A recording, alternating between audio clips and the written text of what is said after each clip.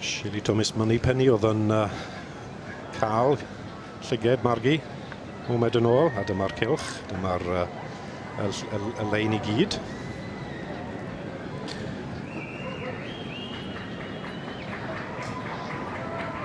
Wel, trafod efo'r stiward gwn i canlyniad. Mae yna ddoi ffefryn yn y llun fan ha, falle ddim yr un yn canol oedd yn ail, ond mae'r ceffil ar y dde fyna, llanaf fair play, a mae hwnna'n ffefryn mawr wedyn ni, yn y llydd fel ceffil Rhanfrid, dim poni. Mae hwnna wedi bod yn bencampwr yn ar y maes hyn dros y blynydde. Hwn i na beth geiff sylw Margie Edwards heddi.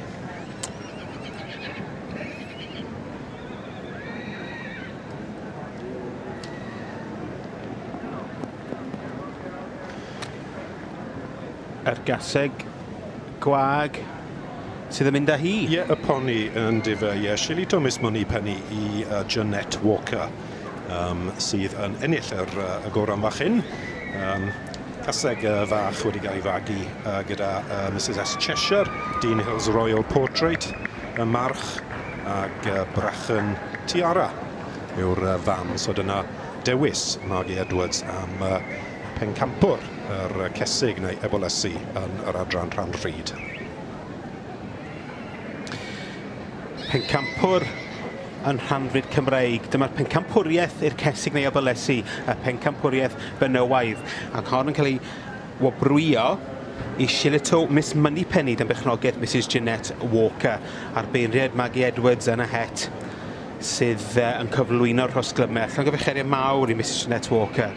Hon yn gasig fach yn edrych yn dda heddiw, Rob. Odi, mae'n disgwyl yn dda, ond wrth gwrs yn y cyfle'r Rhanfrid, wi o hyd yn meddwl beth yw ti'n gwybod pwy adran arall fe mewn i gystadlu.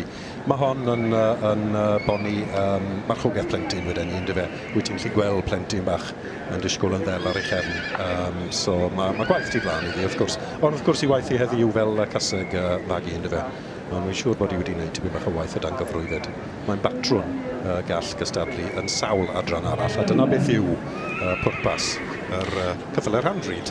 I gadarnhau, y Gil Wobber yn mynd i'n un oedd yn ail yn y dosbarth yma, so amlwg Margie Edwards yn meddwl bod hon yn dosbarth cryf iawn. Mount Pleasant China Doll. Fel wedys ti fel Mai Thomas, Mount Pleasant, lle gael yr wybodaeth yma.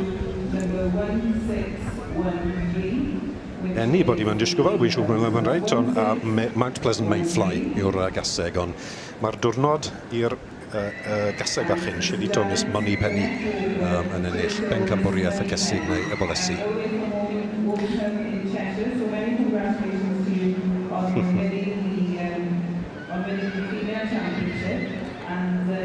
Shili Thomas Moneypenny, pencampwraig y cesig a'r ebolysu yn adran y Rhanfrid Cymreig. Llongyfechiadau Mrs Jeanette Walker, dyma hi yn cael trotian o flaen yr eistedle.